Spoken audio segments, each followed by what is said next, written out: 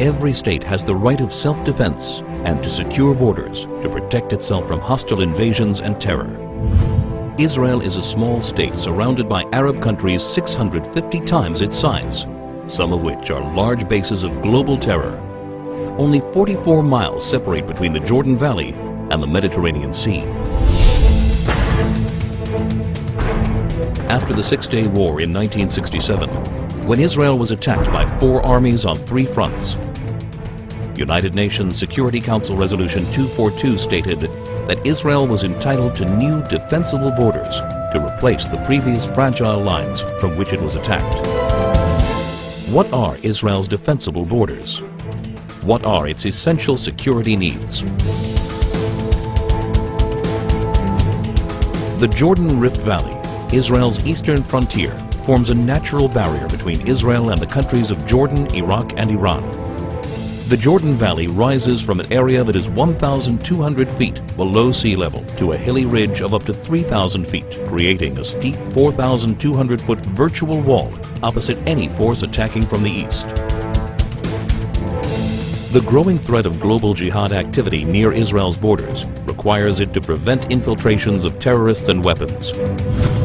When Israel left the Philadelphia corridor in Gaza, it became a highway for the infiltration of terrorists and the flow of hundreds of tons of ammunition and weaponry from all over the Arab world, aimed at Israeli civilians.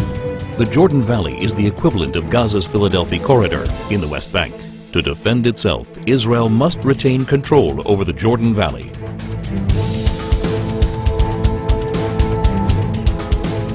This is Israel's mountain ridge, rising up to 3,000 feet. It dominates Israel's major coastal cities, where more than 70% of its population, 80% of its industry, and all of its airfields and seaports are located. Missiles launched from the Judean hills pose an immediate threat to Jerusalem, Israel's capital. Israel's only international airport, Ben Gurion, would be in the range of even primitive rockets, while all planes taking off and landing would be threatened by shoulder-launched anti-aircraft missiles. More advanced weaponry would be able to hit virtually any point in Israel. If Israel were forced back to the 1949 armistice lines, the Green Line, the country's width would be reduced to a narrow 9-mile waistline that would be impossible to defend. That's why any future arrangement must include Israeli control over key areas of the mountain ridge and a demilitarized Palestinian state. Israel's narrow borders means a combat aircraft can cross the entire country in under 4 minutes. In less than 2 minutes, an enemy plane could penetrate the country's airspace via the Jordan Valley and reach Jerusalem. In order to thwart an aerial attack on Jerusalem, a hostile plane must be shot down at least 10 miles east of the capital to prevent it from crashing into major population centers. Therefore, Israel must be able to identify hostile planes before they cross the Jordan River line and intercept them shortly after. To defend itself, Israel must control the airspace over the West Bank. Israel's transportation arteries, and in particular the Trans-Israel Highway, enable travel and connection between Israel's regions. They also assure the mobility of the Israel Defense Forces in case of attack. Protection of these vital arteries is essential in order to ensure that 1. Civilians aren't victims of terrorist gunfire.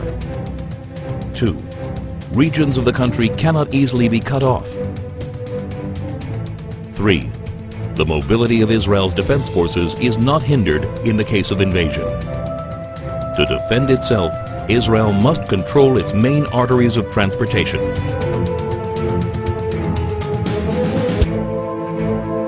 There is enormous uncertainty about future trends in the Middle East. Iran is determined to become the supreme power as the U.S. withdraws from Iraq.